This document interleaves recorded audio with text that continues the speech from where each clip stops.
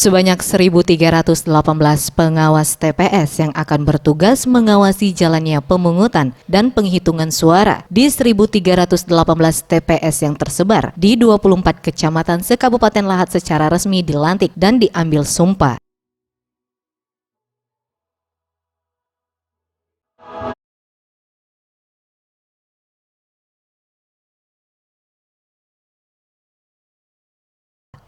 Ribuan pengawas TPS yang dilantik merupakan hasil seleksi yang telah dilakukan di tingkat kecamatan dan tersebar di 360 desa se-Kabupaten Lahat. Nantinya, ujung tombak Bawaslu yang bertugas mengawasi jalannya pemungutan dan penghitungan suara ini memiliki masa kerja sejak dilantik dan mengambil sumpah hingga 7 hari sesudah hari pencoblosan.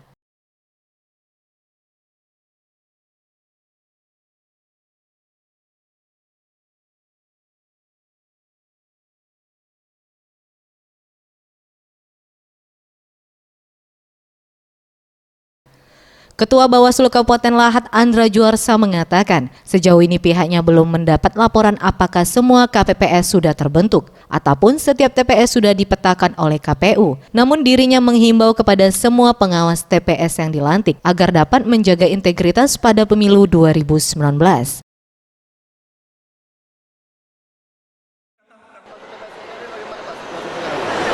Sampai hari ini kita belum mendapat laporan apakah semua KPPS itu sudah terbentuk ataupun TPS itu sudah dipetakan oleh KPU Kabupaten Lahat.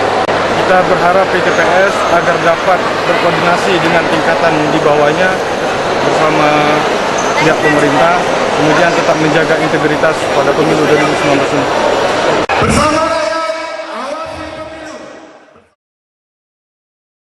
Tim Liputan Sriwijaya TV.